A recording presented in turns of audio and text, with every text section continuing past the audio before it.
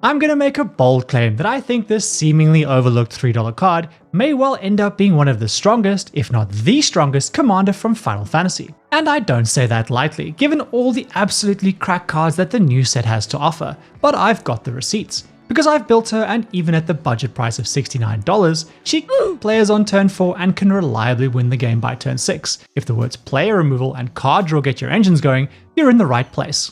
In this video, I'm going to tell you all about the deck, how it works, and how to pilot it. I'm also going to share my insights into how I built it. That way, you get a sick new deck, and you may learn something in the process. Win-win. If you're a base deck department OG, you'll know that I was on the John Benton bandwagon long before Toma from MTG Goldfish made it cool, and Lyse may as well be his Universes Beyond sister. She's a 2/2 for 3 mana, but far more importantly she has prowess and makes your non-creature spells 1 colorless cheaper. If that wasn't strong enough, she also gets double strike if you play 2 or more non-creature spells. A truly 2025 Magic card design if ever I've seen one.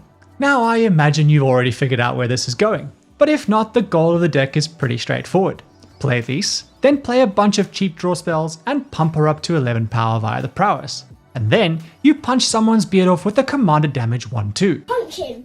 Punch his beard off! Now if people would just accept that beatdown willingly and without complaint, we wouldn't have any problems. But for some reason they try and resist. Very silly and futile, but to make sure they don't throw their pesky minions in front of her as a blocker, or unceremoniously kill her with removal, we naturally need a healthy dose of both evasion and protection. Add in a dash of card advantage and some serious pump effects and you're in for a real good time. To give you an example of some of the absolutely filthy behavior lying in store for you, here's what an average turn 4 can look like if you're piloting Lyse. You could cast a Temporary Truce for 1 mana, drawing 2 cards, and follow that up with a Hand of Vecna for 2 mana. You've now got a 4/4 Lyse with double strike that's going to get another +7/+7 at the start of combat.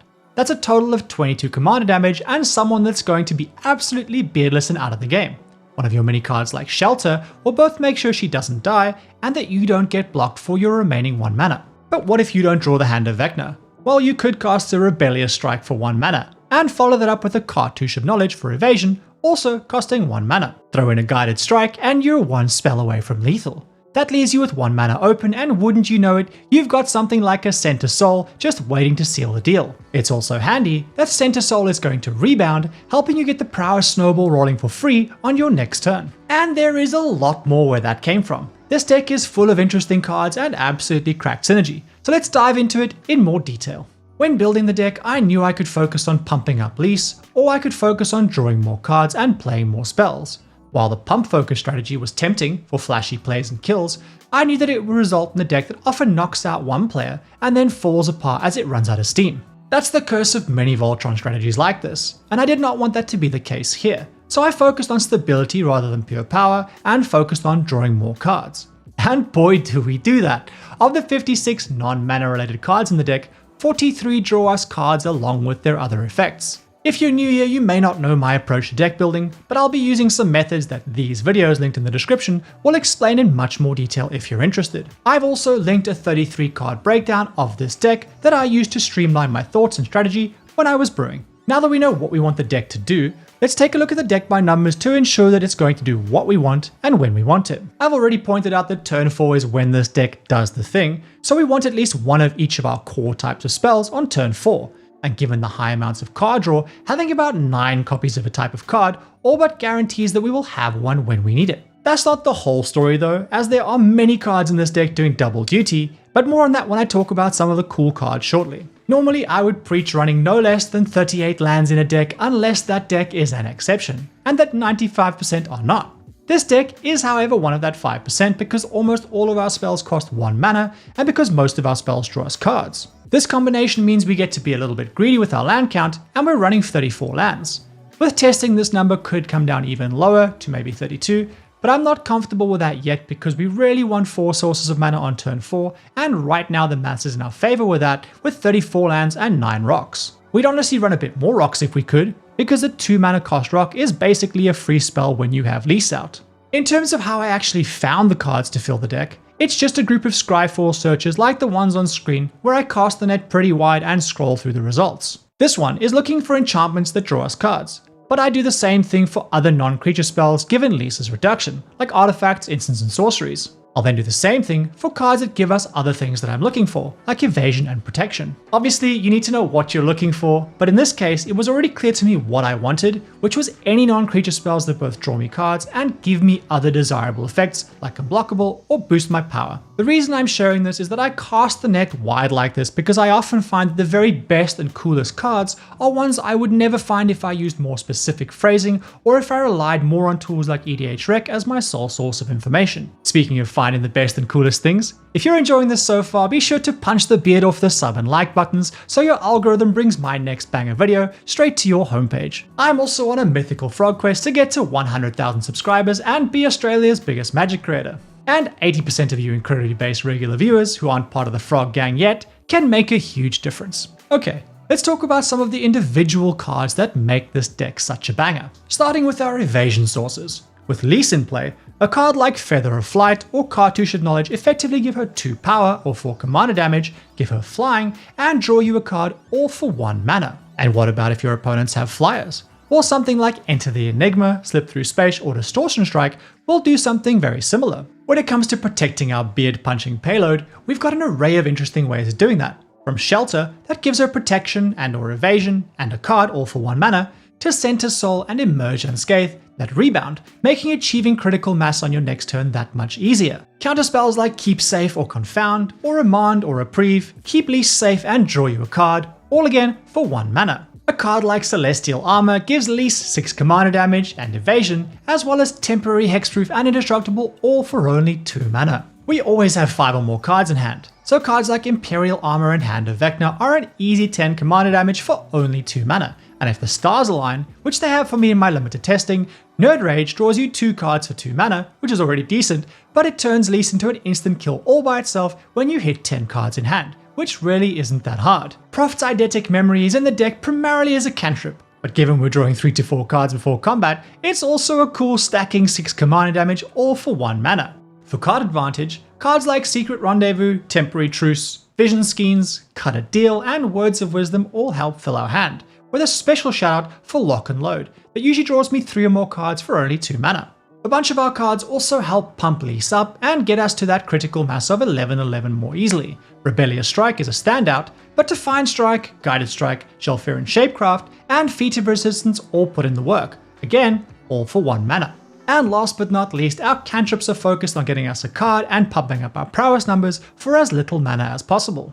Chromatic Star, Chromatic Sphere, Skycloud Egg, and Jataxian Probe all act as free card draw and prowess count. And well-known cards like Brainstorm, Ponder, Preordain, and Serum Visions all help us filter and draw, and cards like Plunge into Winter and Hithlane Knots can even deal with pesky blockers. Okay, so we've yapped enough about the cards, let's take a look at how to pilot the deck. This is an absolute glass cannon of a build, where all we're doing is punching beards, so it makes your playing decisions that much easier. It's a bit like playing red deck wins in a 60 card format. In my opening hand, I want at least 3 mana sources and definitely not more than 4. Other than that, I want a source of protection and a source of evasion.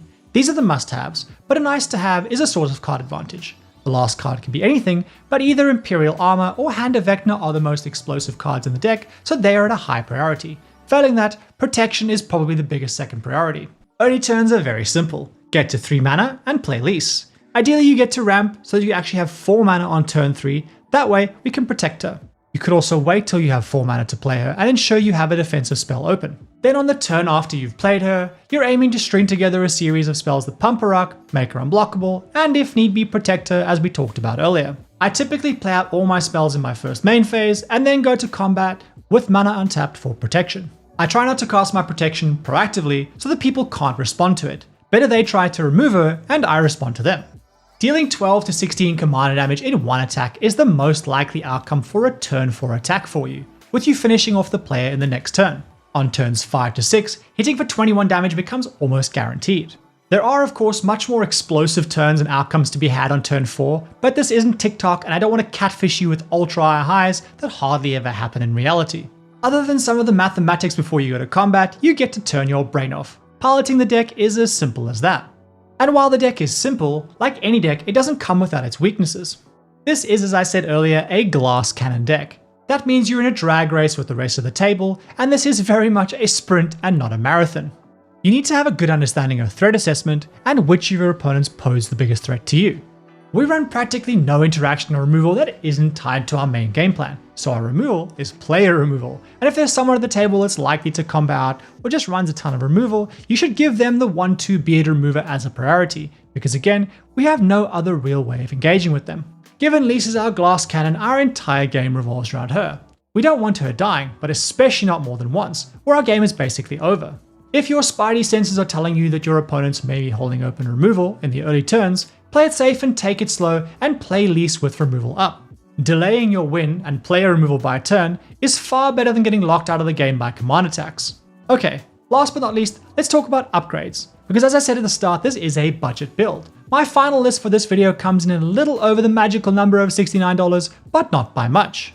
Whilst there are certainly possible upgrades out there, I think we're already nearing diminishing returns territory, and most upgrades will most likely just make the deck different rather than significantly better. Even at a budget, this deck is at least high bracket 3 and can likely even hang in bracket 4 depending on the pod. That's because with Lyse's reduction, many usual best in slot cards are at best side grades rather than strong upgrades.